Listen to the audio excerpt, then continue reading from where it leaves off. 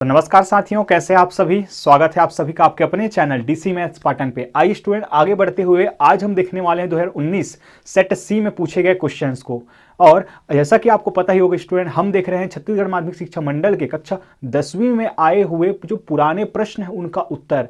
इसी क्रम में हम पहुंच चुके हैं 2019 और आज जो है सेट सी कंप्लीट करके हम इसको कंप्लीट कर लेंगे इस सीरीज को। और बाकी के मतलब 2019 के सीरीज को, और बाकी तो बचा हुआ है हमारा 2020 बचा हुआ है, 22 बचा है, 23 बचा हुआ है। बने रहिए हमारे साथ, पूरा हम आपको वीडियो लेक्चर्स प्रोवाइड करने वाले हैं स्टूडेंट। साथ ही साथ अगर आपको कक्षा 10वीं अगर आप सीजी बोर्ड से हैं तो आपके लिए स्पेशली सीजी पाठशाला स्कूल इस चैनल पे स्टूडेंट जो है एक एक क्वेश्चन का एक एक वीडियो लेक्चर आपके लिए अपलोडेड है। आप जाइए, देखिए और बताइए कि उस कैसा रहा है, क्या आपके लिए बेनिफिट हो रहा है या फिर नहीं। आइए बढ़ते हैं स्टूडेंट आगे और देख लेते हैं हमारे फर्स्ट क्वेश्चन को। क्या है, सही विकल्प चुनकर लिखिए। यहाँ पे दिया गया है स्टूडेंट की p of x is equal to 2x minus a का भाजक x प्लस ए हो तो शेषफल क्या होगा। ठीक है, आपको भाजक दे दिया जाए, भाज्य दे दी जाए और शेषफल पूछा जाए तो क्या निकालोगे, कैसे निकालोगे। आप जानते हैं स्टूडेंट क्या, शेषफल प्रमेय। शेषफल प्रमेय से हम निकाल सकते हैं स्टूडेंट, जैसे कि आपको यहाँ पे p ऑफ x कितना दे रहा है, ये दे रहा है 2x माइनस ए, और g ऑफ x अगर मैं बात करूं तो ये दे रहा है x प्लस ए दे रहा है। अब निकालते कैसे, जरा उस पर बात कर लेते हैं। कुछ नहीं, आपको इसको इक्वल टू 0 कर देना है। तो यहां से x का मान कितना आ जाएगा मेरे प्यारे साथियों, माइनस ए आपका आ जाएगा। आपका x का मान कितना आ जाएगा, माइनस ए प्राप्त हो गया। अब बस x का मान उठाइए और इस p ऑफ x में रख दीजिए और हल करके जो भी आएगा वही शेषफल होता है। किसके अनुसार, शेषफल प्रमेय के अनुसार। तो p ऑफ x की जगह जहां जहां क्या है आपका माइनस ए रख दीजिए। तो 2 into minus a is equal to ये कितना हो जाएगा, माइनस 3a हो जाएगा मेरे प्यारे साथियों। और ऑप्शन नंबर अ है। देखिए कितना इजीली हमने सॉल्व कर लिया है। चलिए, बाय द वे अगर आप शेषफल प्रमेय बिल्कुल डिटेल में पढ़ना चाहते हैं तो लिंक डिस्क्रिप्शन में है, जाइए स्टूडेंट, या आई बटन पे मिल जाएगा। और या फिर सीजी पाठशाला स्कूल में आप जाके जो सीजी बोर्ड के जो क्लास 10th हैं उसके जो वीडियो लेक्चर्स आप देख सकते हैं। नेक्स्ट है, निम्न में से कौन सा वर्ग समीकरण नहीं है। चलिए स्टूडेंट, इसको तो यहाँ कराने की जरूरत ही नहीं है, मुंह से ही हम बता सकते हैं कि वर्ग समीकरण वह नहीं होगा। सबसे पहला शर्त यह है कि x का मैक्सिमम घात कितना होना चाहिए, उच्चतम घात 2 होना चाहिए, वर्ग समीकरण की बात है। और x की घात जो है वो पूर्ण संख्या ही होना चाहिए, अर्थात 0 हो सकता है, 1 हो सकता है, 2, 3, 4 अनंत तक हो सकता है, लेकिन माइनस में नहीं हो सकता है, रूट वाला संख्या नहीं हो सकता है, अपरिमेय संख्या अर्थात नहीं हो सकता है। इन बातों का ध्यान रखिए। और इस तरीके से अगर हम देखें तो यहाँ पे जो हो गया स नंबर जो है स्टूडेंट आपका आंसर हो जाएगा कि ये परिमेय संख्या, ये जो है वो क्या है, रूट वाला है। यहाँ पे आप देख सकते हैं। तो निम्न में से कौन सा स नंबर का जो है वो आपका नहीं होगा। आइए, 10 90 डिग्री माइनस 30 डिग्री का मान क्या होगा। तो यहाँ पे ये फर्स्ट हो गया। सेकंड की अगर बात करें तो ये इनका कहना है 10 90 डिग्री माइनस 30 डिग्री। ठीक है, यहाँ पे आप ये भी लगा सकते हैं 10 90 degree minus theta is equal to cot theta. फिर कॉट थीटा में आपका दिमाग लगाने की जरूरत है कुछ नहीं, आपको क्या करना है, सॉल्व करके लिख देना है इसको। क्या 10 60 डिग्री आएगा और 10 60 डिग्री का मान कितना होता है, √3 होता है। कहाँ दुनिया भर का पूरा कोण लगाते रहोगे। ठीक है, तो ये हो जाएगा द नंबर का आपका ऑप्शन, क्या √3 में समरूप त्रिभुजों की संगत भुजाएं होती हैं। भाई ये किसको नहीं पता होगा, क्योंकि समरूपता आपको अगर सीखनी है दो त्रिभुजों में तो ये नियम तो याद करना पड़ेगा। क्या, संगत कोण आपस में बराबर होते हैं एवं संगत भुजाएं स नंबर समानुपातिक होते हैं मेरे प्यारे साथियों। आप सभी को याद होगा। वह खाता जिसमें स्टार मार्क लगा लीजिएगा, बहुत अच्छा क्वेश्चन है ये और 2024 के लिहाज से इस पैटर्न का क्वेश्चन मैं देखता हूं। वह खाता जिसमें जमा पश्चात निश्चित अवधि के पश्चात समाप्त होने पर ही जमा धन राशि निकाली जाती है या जा सकती है। तो सा अवधि मतलब अवधि के साथ ही हम कह सकते हैं। तो इसका जो होगा स्टूडेंट फिक्स्ड डिपॉजिट जो अकाउंट होता है वही है आपका। तो ब नंबर इसका आंसर है। आइए बढ़ते हैं आगे मेरे प्यारे साथियों और देख लेते हैं इसके खंड ब को। प्रश्न क्रमांक 1 के क्या उचित संबंध जोड़िए। बहुत ही प्यारा सा ये क्वेश्चन है यहाँ पे। ठीक है, यहाँ के लिए मैं इस तरफ क्वेश्चन लगा देता हूँ और इस तरफ इसको सॉल्व कर देता हूँ इसको। फिर यहाँ पे जो अगला होगा सही खाली स्थान उसको हम सॉल्व कर लेंगे ताकि इधर का स्पेस आपको और इधर क्वेश्चन आपको देखने को मिल जाए। आइए, तो 7 और 9 का समांतर माध्य क्या होगा। ये तो मुखाग्र बन जाएगा। 7 और 9 को जोड़ो और 2 से भाग दे दो अर्थात 8 आएगा मेरे प्यारे साथियों। ठीक है, तो पहला का क्या हो जाएगा, ऑप्शन नंबर डी हो जाएगा। आप देख सकते हैं यहाँ पे। फिर सरल रेखा x plus y is equal to 5 में रेखा की ढाल होगी। इसको थोड़ा सॉल्व कर लेते हैं। बाय द वे आपको पता ही होगा, अगर आपने पिछले वीडियो लेक्चर्स नहीं देखा है मेरे प्यारे साथियों तो जरूर देख लीजिए। साथ ही साथ चैप्टर नंबर 6 का लिंक भी नीचे में मिल जाएगा, उसको भी आप जरूर देख लीजिए डिटेल में, अगर आप समझना चाहते हैं क्या होता है ढाल, क्या होते हैं प्रवणता, ठीक है, दो बिंदुओं के बीच की दूरी और अनेक भी प्रकार के टॉपिक जो आपके कक्षा 10वीं से है। तो यहाँ पे है x plus y is equal to 5। अब हमारा काम क्या रहता है, इसको किसमें अरेंज करना, इसको अरेंज करना मेरे प्यारे साथियों किसमें, मानक रूप में। क्या होता है मानक रूप, तो y is equal to m x plus c. तो y is equal to m x, तो m तो कुछ दिखाई नहीं दे रहा है, तो x जब इधर आएगा तो माइनस एक्स हो जाएगा और ये रहा प्लस 5। अब जब मैं y is equal to m x plus c से कंपैरिजन करता हूं तो m की जगह क्या दिखाई दे रहा है, माइनस, नो, -1, और -1 का ऑप्शन है सी। तो ऑप्शन नंबर सी जो है वो आपका करेक्ट आंसर हो जाएगा। और ये सी को कहते हैं y अक्ष पर काटा गया अंतःखंड कहा जाता है, याद रखिएगा मेरे प्यारे साथियों। थर्ड नंबर पे अगर हम देखें तो वृत्त की स्पर्श रेखा पर स्पर्श बिंदु से जाने वाली त्रिज्या स्पर्श रेखा के होती है क्या, लंब होती है। अध्याय क्रमांक 12 वृत्त एवं स्पर्श रेखाएं, प्रमेय क्रमांक 11 मेरे प्यारे साथियों क्या होते हैं, आइए मैं थोड़ा सा बता देता हूं। इनका कहना है कि वृत्त की जो त्रिज्या है वो वृत्त के ये स्पर्श रेखा के स्पर्श बिंदु पर क्या होती है, सदैव लंब होती है, इनका कहना है। तो लंब इसका ऑप्शन हो जाएगा ऑप्शन नंबर बी। चलिए इसी के ऊपर लिख दूं क्या ऐसे, ठीक है, ऑप्शन नंबर बी हमारा हो जाएगा। आइए फिर इनका कहना है यदि टेन थीटा बराबर थीटा बराबर 30 डिग्री है तो टेन स्क्वायर थीटा का मान क्या होगा। बिल्कुल इजी है, चौथा नंबर का है क्या, टेन थीटा, तो थीटा के जगह पे क्या रखना है आपको, 30 डिग्री रखना है और होल स्क्वायर लगा देना है। क्यों, क्योंकि यहाँ पे स्क्वायर लगा, उसको तो मैं ऐसे लिख सकता हूँ। और टेन 30 डिग्री का मान होता है 1/√3, और रूट का अगर आंसर स्क्वायर जो है वो रूट को क्या कर देगा, काट देगा। तो यहाँ पे अगर हम देखें तो ऑप्शन नंबर ई, ऑप्शन नंबर जो ई है वो इसका करेक्ट आंसर हो जाएगा। और बच गया क्या, किसी घनाभ की पृष्ठीय विकर्णों की संख्या क्या होती है। आइए स्टूडेंट, जैसा कि हमारे पास तो घनाभ है, लास्ट वीडियो लेक्चर में भी हमने समझा था, लेकिन वहां पे क्या दिया था आपको दिया था आकाशीय विकर्ण। अब बारी है पृष्ठीय विकर्ण। तो मैं आपको याद दिला दूं जल्द से जल्द, ये जो सामने आपको दिखाई पड़ता है स्टूडेंट, ये ब्लू, रेड एंड ब्लैक, ये सारे क्या कहलाते हैं, आपके फेस कहलाते हैं, पृष्ठ कहलाते हैं। अब पृष्ठीय विकर्ण क्या है, तो सबसे पहले ये आयत है। आयत में यहां से यहां जब ज्वाइन करते हैं आप, क्या सम्मुख शीर्षों को आप अगर ज्वाइन करते हैं, ये सम्मुख शीर्षों को आप ज्वाइन करते हैं तो क्या होता है, ये वो रेखाखंड आपके क्या कहलाती है, आपके बिल्कुल क्या, विकर्ण। अब इसी प्रकार से कितने हैं यहाँ पे तो 6 फेसेस हैं, तो 6 दूनी 12, एक में 2 बन रहा है, तो 6 फेस में कितने बनेंगे, तो 12 बनेगा मेरे प्यारे साथियों। मुझे उम्मीद है आपको समझ में आ गया होगा। तो यहाँ पे ऑप्शन नंबर ए जो है वो कितने, 12 फेस हो जाएगा। चलिए आगे बढ़ते हैं, और आगे बढ़ने के साथ साथ आपके पास है खंड स में रिक्त स्थानों की पूर्ति कीजिए। क्या होगा ये, 2 और 6 का मध्यानुपात पूछा गया है मेरे प्यारे साथियों। मध्यानुपात जानते हैं कि आप नहीं जानते, आइए मैं आपको बता देता हूं। चलिए यहाँ भी स्पेस है, यहाँ भी स्पेस है, जहां चाहे वहां कर लेते हैं।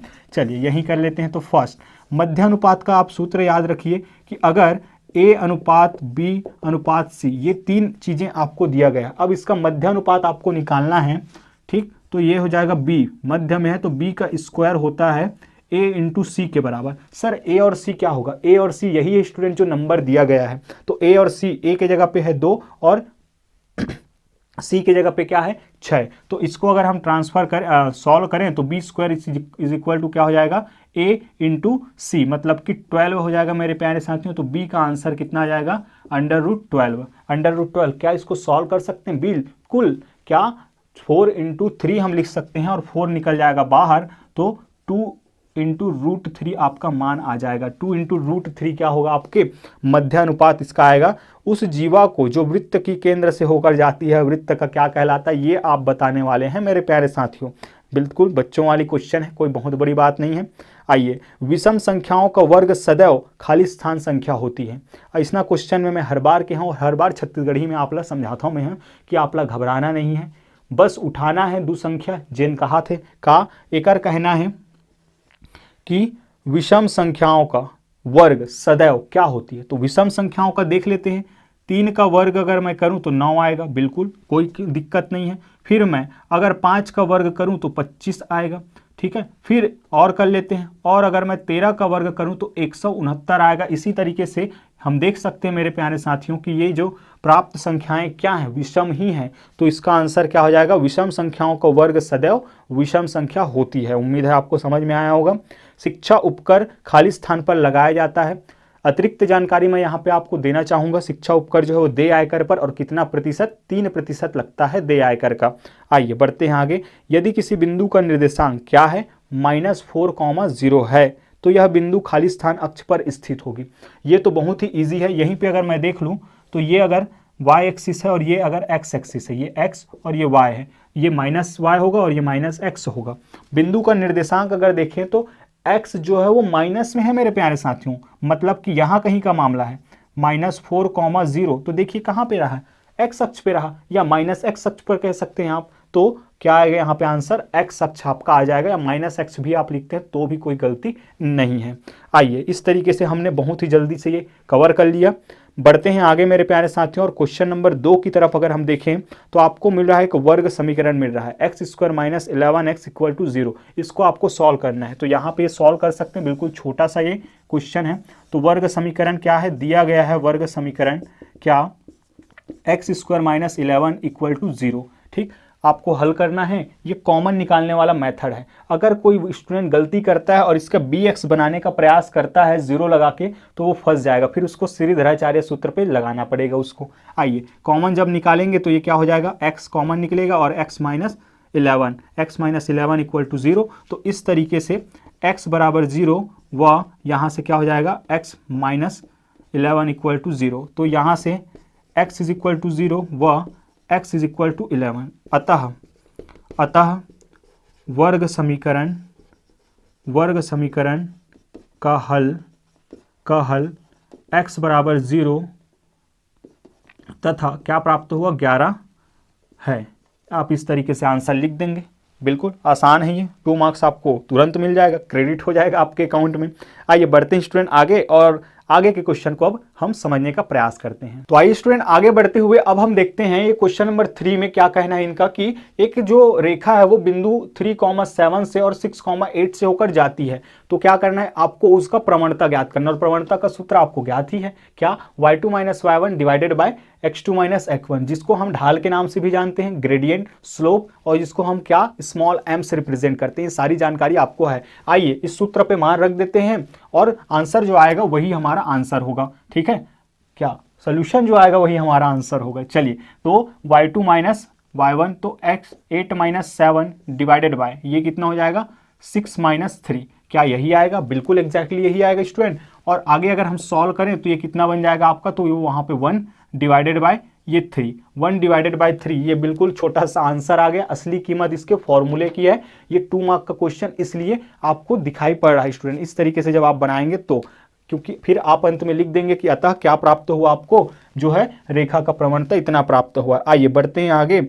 यदि x + 4 = 36, ठीक है, इक्वल है 1:4 के, तो x का मान आपको ज्ञात करना है। चूंकि ये समानुपात के केस हैं, और समानुपात के केस में हम तो जानते हैं कि इन मध्यम पदों का जो गुणनफल है वो बराबर होता है इन बाहर वाले अर्थात चरम पदों के गुणनफल के। तो इसलिए क्या मैं इसको लिख सकता हूं 4 गुणित चरम पद, मतलब कि x + 4 बराबर होगा 36 × 1 के। मेरे प्यारे साथियों, मान किसका चाहिए आपको, x का। x यहाँ पे है तो 4 यहाँ क्या करेगा, इधर ट्रांसफर कर लीजिए इसको। तो ये हो जाएगा x + 4 = 36 डिवाइडेड बाई 4। इस तरीके से अगर मैं देखूं तो x + 4 बराबर कितना आता है, 9। तो x का मान कितना आ जाएगा, 9 - 4 अर्थात 5 आपका आंसर आ जाएगा। देखिए कितना आराम से बन जाता है। अतः x का मान 5 है, ये आप लिख देंगे अंत में। ये बन गया आपके 2 मार्क का क्वेश्चन। आइए बढ़ते हैं आगे मेरे प्यारे साथियों, और क्या दिया जा रहा है आपको, ट्रिग्नोमेट्री का ये क्वेश्चन है 2 मार्क का फिर से, कि यहाँ पे दिया जा रहा है sine square 35 degree plus sine square 55 degree का मान आपको निकालना है। ठीक है, कोई समस्या वाली बात नहीं है, पूरा कोण का मामला है। किसी एक को आपको चेंज कर लेना है, क्योंकि 35 है ना, 35 और 55 क्या है, एक दूसरे के पूरक है। तो मैं क्या करता हूँ, इसको मैं वैसे ही रहने देता हूँ और सेकंड वाले को मैं चेंज कर लेता हूँ। तो इसको मैं लिख सकता हूँ साइन स्क्वायर, फिर ये हो जाएगा 90 डिग्री माइनस कहाँ है भाई इसका पूरक, तो ये है, कहीं ढूंढने की जरूरत नहीं है, जोड़ घटाना करना ही नहीं है तुम्हारा, ठीक, चुपचाप देखियो और बदल लेना है भाई आराम से। तो ये हो जाएगा कितना 35 डिग्री। तो आइए यहाँ से अगर हम देखें तो इसको मैं लिख सकता हूँ स्टूडेंट साइन स्क्वायर 35 डिग्री, और ये हो जाएगा आपका क्या कॉस स्क्वायर 35 डिग्री। होगा कि नहीं होगा आप ज़रूर बताइए, क्यों नहीं होगा, क्योंकि यहाँ तो हमें पता है भाई कि क्या साइन 90 डिग्री माइनस थीटा किसके इक्वल होता है, साइन कॉस थीटा के इक्वल होता है। और थीटा के स्थान पे यहाँ पे क्या है, थीटा के स्थान पे है यहाँ पे 35 डिग्री, 35 अंश है, तो ये आ गया आपका। फिर आपको पता है कि ये क्या होता है आपके 1 के इक्वल होता है, sine square theta plus cos square theta, यहाँ भी थीटा पे 35, यहाँ भी थीटा पे 35, ये इक्वल होता है 1 के। रीज़न बता देंगे और यही आपका आंसर है। क्यों, क्योंकि हमें पता है sine square theta plus cos square theta बराबर होता है 1, ठीक है। ये आपका आंसर आ जाएगा मेरे प्यारे साथियों, ठीक, बहुत ही इजीली हमने सॉल्व कर लिया। क्वेश्चन नंबर ये 5th है आपका। आइए बढ़ते हुए हम आगे की ओर अगर देखें तो आपको कुछ आंकड़े दिए जा रहे हैं, उसका माध्यिका आपको निकालना है, और माध्यिका निकालना आपको आता ही होगा, ठीक है। इस तरीके के आंकड़ों का आप माध्यिका किस तरीके से निकालते हैं ये सबसे ज़्यादा मायने रखता है। तो दिया गया आंकड़ा है, सबसे पहले हम लिख लेंगे दिए गए आंकड़े क्या हैं, 25 है, 21 है, फिर 23 है, 18 है, 20 है, 22 है और 24 है, ठीक है। 25, 21, 23, 18, 20, 22, 24। अब सर्वप्रथम माध्यिका निकालते समय आपको इस बात का ध्यान रखना है क्या, कि दिए गए आंकड़ों को घटते या बढ़ते क्रम में लिख लेना है। हम क्या करेंगे, बढ़ते क्रम में ही लिख लेते हैं। तो सबसे छोटा क्या है 18 है, आप लिखेंगे बढ़ते क्रम में लिखने पर 18 है। फिर क्या आ जाएगा मेरे प्यारे साथियों, तो 20 आ जाएगा, 20 के बाद 21 आ जाएगा, 21 के बाद 22 आ जाएगा, 22 के बाद ये 23 आ जाएगा, और ये 24 और ये 25। क्या यही कहानी है, एक बार ज़रूर देख लेते हैं। 18 है, फिर 20 है, 19 का कोई रोल नहीं है यहाँ पे, फिर 21 है, फिर 22 है, ये रहा 22, ये 23, फिर 24 और ये 25। आइए अब ज़रा काउंट लगाइए, 1 2 3 4 5 6 7, मतलब कि एक विषम संख्या है पदों की संख्या। तो यहाँ पे आप लिखेंगे कि यहाँ क्या है मेरे प्यारे साथियों, n जो है वो 7 है, जो कि क्या है विषम है। और हम जानते हैं कि विषम होने पर इसलिए माध्यिका क्या प्राप्त हो गया आपको, माध्यिका जिसको हम m फिर यहाँ पे सबस्क्रिप्ट पे क्या रखते हैं d को, तो ये हो जाता है आपका n+1 डिवाइडेड बाई 2वां पद, अर्थात 7 1 8, 8/2वां पद, 8/2 अर्थात चौथा पद का मान हमारा क्या होगा मेरे प्यारे साथियों, चौथा पद का मान क्या होगा, चौथा पद का मान ही हमारा क्या होगा माध्यिका। तो 1 2 3 4, तो ये जो 22 प्राप्त होगा आपका, 22 जो है वो क्या होगा माध्यिका प्राप्त होगा। देखिए कितना इजीली हमने बना लिया। असली कीमत यहाँ पे इसका फॉर्मूले का है। कैसा लग रहा है आप लोगों को हमारे जो वीडियो लेक्चर है वो ज़रूर बताइएगा स्टूडेंट। अगर कुछ भी हेल्प हो रहा है तो भी बताइएगा, और कहीं पे कोई डाउट आ रहा है या कोई आपका क्वेश्चन है तो नीचे दिए गए नंबर पर आप ज़रूर भेजिए। जिस तरीके से हम 9th के लिए क्वेश्चन जो भेजे जा रहे हैं उसका आंसर हम प्रोवाइड कर रहे हैं डीसी मैथ पाटन पे, साथ ही साथ सीजी पाठशाला पे भी वो कुछ दिनों में ही आ जाएगा। उसी तरीके से जो है वो आपके भेजे गए क्वेश्चन भी हम लेना चाहते हैं, हम देखना चाहते हैं कि आपको क्वेश्चन किस तरीके से परेशान कर रहे हैं और किस तरीके से हम उसको सॉल्व करके आपको दे सकते हैं। आइए बढ़ते हैं मेरे प्यारे साथियों आगे की ओर। और आगे जो क्वेश्चन है वो काफ़ी अच्छा है, 7वां 8वां 9वां 10वां, ये चारों ही क्वेश्चन बहुत ही शानदार ये क्वेश्चन है, 3 मार्क का क्वेश्चन आपको मिलने वाला है। सो चलिए बढ़ते हैं आगे की ओर। आइए स्टूडेंट अगले क्वेश्चन में अगर बात करें तो यहाँ पे दिया जा रहा है कि x-1 जो है वो इस वाले बहुपद के क्या है, एक गुणनखंड है। तो इस केस पे हमें इस k का मान ज्ञात करना है। नीचे आप प्रश्नों को देख सकते हैं और समझ सकते हैं कि ये कौन से सेगमेंट का है, किस तरफ इशारा कर रहा है। तो गुणनखंड प्रमेय के जो विलोम है उसकी ओर इशारा कर रहा है। क्या कहना है इनका, तो अगर ये g of x p of x का क्या है गुणनखंड है तो p ऑफ x का मान क्या होगा स्टूडेंट 0 आएगा। कब, जब g of x is equal to 0 पर। क्या अर्थ है इसका, तो आइए मैं इसका अर्थ बताता हूं। तो यहां से जब, इसलिए या फिर मैं इसको लिख सकता हूं या x इज इक्वल टू 1 पर, ठीक है, क्या यहाँ से x का मान निकल जाएगा तो p ऑफ 1 स्टूडेंट, अर्थात ये जो है शेषफल 0 होगा। ठीक है, क्या शेषफल 0 होगा, हमें तो पता ही है शेषफल 0 होगा। क्यों, क्या पता है हमें कि शेषफल 0, तभी ये g of x p of x का क्या होता है गुणनखंड होता है। तो आइए अब हम इस कंडीशन को लेके चलेंगे। यहाँ जहाँ जहाँ x दिखाई दे रहा है इस p ऑफ x में तो p ऑफ 1 बनाएंगे तो x की जगह पे क्या रख देंगे हम 1 पुट कर देंगे और हमारा आंसर आ जाएगा। इसलिए p ऑफ 1 इक्वल टू हम क्या ले सकते हैं 1 का स्क्वायर प्लस 1 प्लस k फिर इक्वल टू 0। और यहाँ से अगर मैं बात करूँ तो 1 प्लस 1 प्लस के इक्वल टू 0 इम्प्लाइज अगर मैं के की बात करूं तो देखिए आसानी से हमारा -2 आपके पास आंसर आ चुका है। -2 क्या है मेरे प्यारे साथियों, आपके लिए आंसर है। तो आप लिख देंगे कि अतः के का मान क्या प्राप्त हुआ, -2 प्राप्त हुआ है। आइए बढ़ते हैं आगे और देख लेते हैं इस लास्ट क्वेश्चन 8 नंबर के क्वेश्चन को। क्या कहना है इसका, इनका कहना है कि 6 सेंटीमीटर व्यास वाले अर्धगोले का आयतन। देखिए स्टूडेंट, लास्ट दोनों वीडियो लेक्चर में मैंने डिटेल में आपको बता दिया है।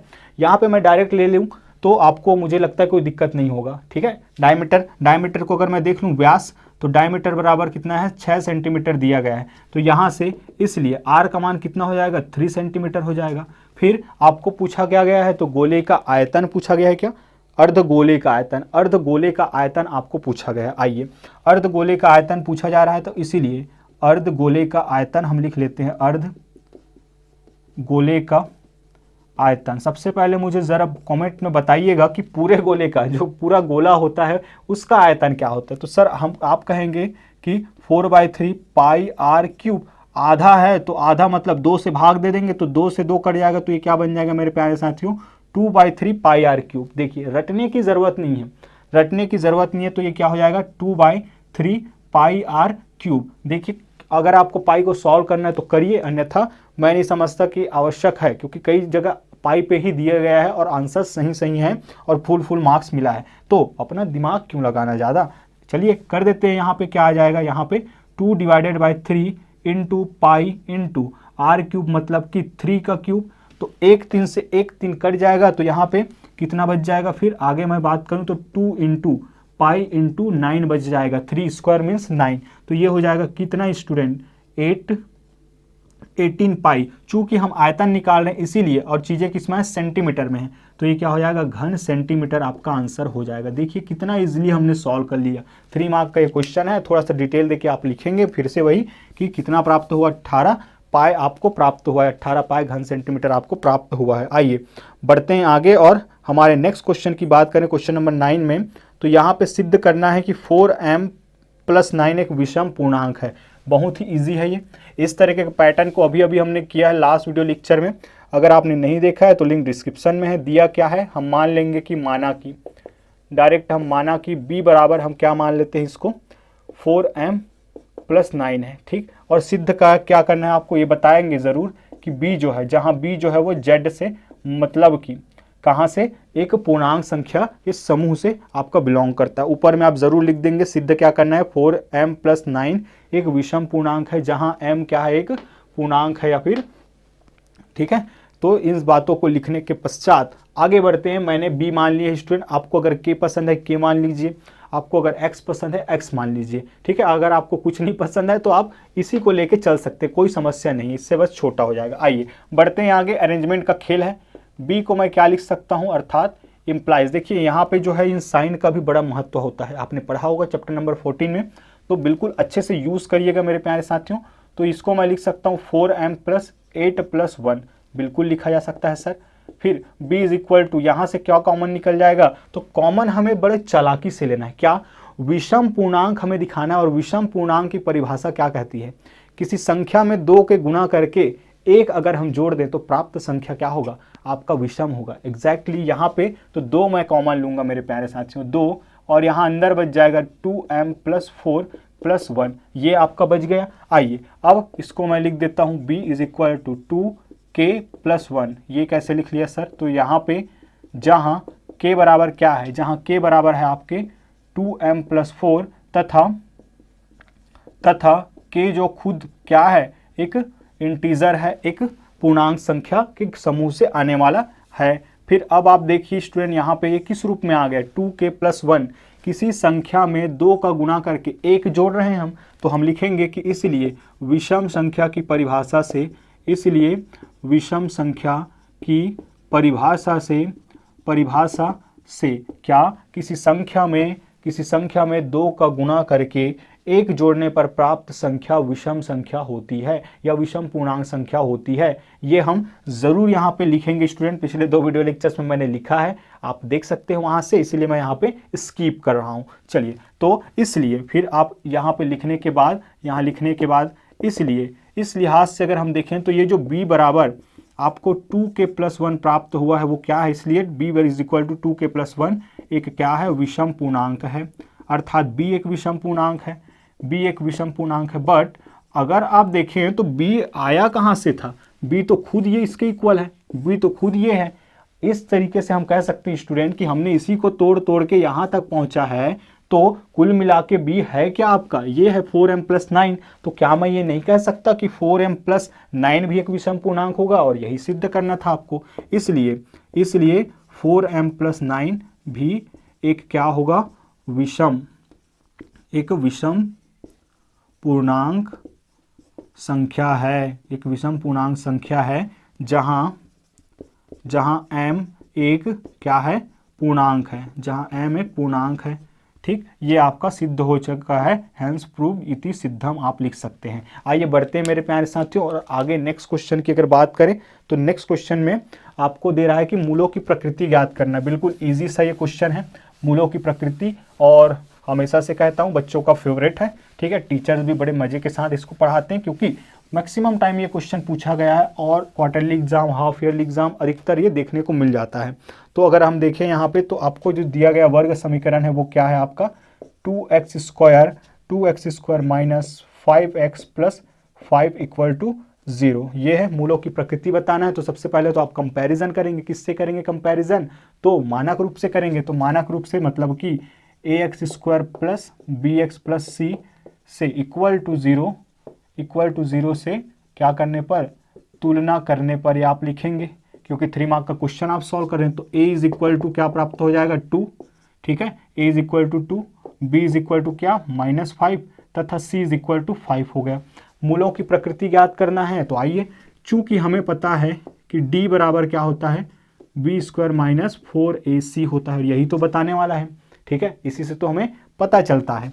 तो आइए मान रख देते हैं, two d is equal to b का स्क्वायर विच मीन्स -5 का square minus 4 into b, a तो 2 इंटू 5। आइए d इज इक्वल टू क्या हो जाएगा, 25 माइनस ये कितना हो जाएगा, 4 इंटू 2 हो जाएगा कितना मेरे प्यारे साथियों, तो 8, और 8 5 हो जाएगा 40, -40। तो d का मान आपको कितना प्राप्त हो रहा है, -15 प्राप्त होता है, -15 प्राप्त होता है। और d का मान अगर माइनस है तो किस ओर इशारा करता है ये, तो आप लिखेंगे कि चूंकि d इज क्या है, माइनस है, मतलब कि किससे हम जो है वो देखते हैं, 1 से देखते हैं, बिल्कुल 1 से देखते हैं, मतलब कि माइनस में आ गया है। तो d इज लेस देन 1। ठीक है, d इज लेस देन 1 है। अगर 1 से या 0 से, थोड़ा कंफ्यूज कर रहा है ये मेरे प्यारे साथियों, चलिए एक बार ज़रूर हम मैच कर लेंगे, 0 से देखते हैं। ठीक है, ये कंफ्यूज कर रहा था, लास्ट टाइम भी शायद मैंने यहाँ पे 1 बता दिया है, तो इसके लिए मैं सॉरी।